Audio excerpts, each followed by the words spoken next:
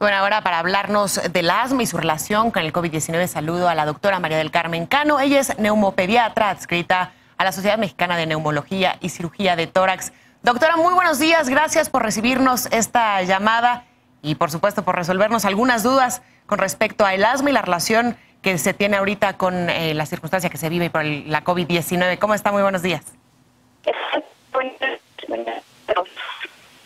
Doctora, para platicar un poco más acerca de este grupo vulnerable, todos estos pacientes de la edad que sea, ya sean infantes, ya sean niños, ya sean jóvenes o adultos, que tienen alguna enfermedad crónica respiratoria, alguna afectación en su sistema respiratorio, pues las medidas que tienen que tener ahora más estrictas debido a esta pandemia y a la contingencia sanitaria que se vive en nuestro país. Así es. Bueno, el asma es una de las enfermedades respiratorias crónicas más frecuentes a nivel mundial. Más o menos 300 millones de personas tienen asma en el mundo y en nuestro país afecta más o menos al 7% de la población. Y al ser una enfermedad respiratoria crónica, pues eso significa que no tiene cura y que requiere un tratamiento a largo plazo. Entonces es muy importante que siempre los pacientes con enfermedades crónicas como el asma tengan el tratamiento de forma continua que permita que los síntomas estén controlados, y de esta forma es la mejor manera de prevenir que cuando tienen una infección respiratoria, incluida el coronavirus, pues que estos pacientes no tengan complicaciones, que no tengan crisis de asma que los lleve al hospital o complicaciones más graves. Entonces es muy importante que el paciente con asma continúe con su tratamiento, y así como todas las enfermedades crónicas en general. Doctora, hemos escuchado que situaciones de mucho estrés pueden hacer que se genere asma o que se aumenten los síntomas de esta enfermedad. ¿Cómo distinguir justamente, cómo calmar a los pacientes de que no tienen el COVID-19, pero que tienen asma? ¿Cómo saber la diferencia? Y, por supuesto, ¿cómo evitar el estrés para que no se produzcan más síntomas?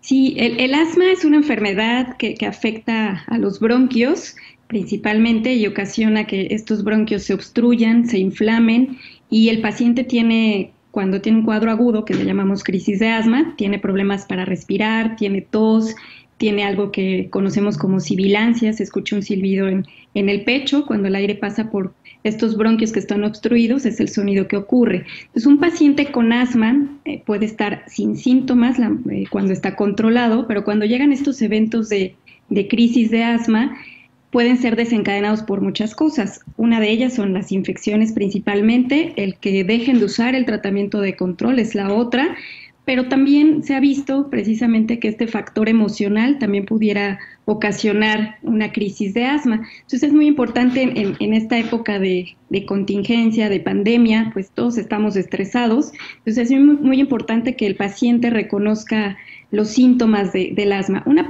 persona que tiene crisis de asma empieza con aumento de los síntomas, es decir, tos, con falta de aire, con este silbido, y esto puede ser de manera súbita. Generalmente cuando hay una infección por coronavirus o por cualquier otro virus, el paciente empieza con un cuadro infeccioso también, o sea, tiene fiebre, tiene malestar en el cuerpo, tiene dolor en articulaciones, dolor en músculos, dolor de cabeza.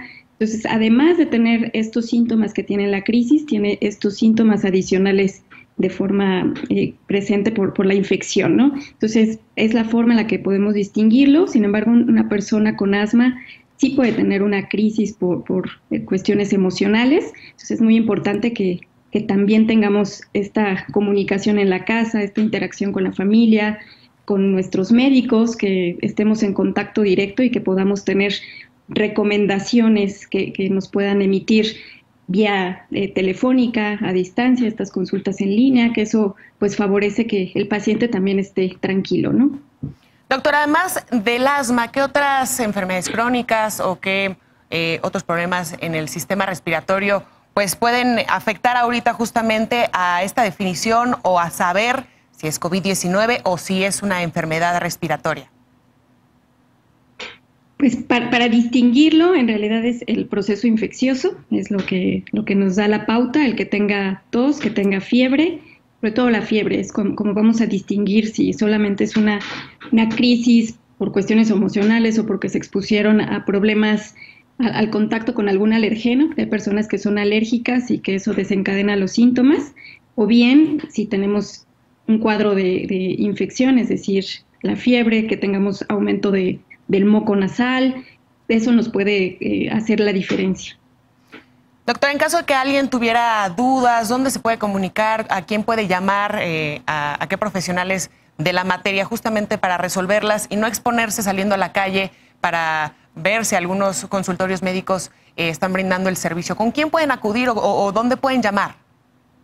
Pues lo ideal es, cada paciente tiene un médico, ¿no? En este caso los neumólogos pediatras, los pediatras, incluso médicos internistas, es decir, el médico que le lleve el seguimiento del asma, son los ideales para tener esta comunicación. Sin embargo, también, por ejemplo, en hospitales que ya llevan seguimiento, también tienen consultas a distancia y pueden comunicarse. Otra forma, también la Sociedad Mexicana de Neumología y Cirugía de Tórax, a través de todos los médicos que formamos parte de esta red, podrían dar respuesta a las dudas a través de la página de la sociedad.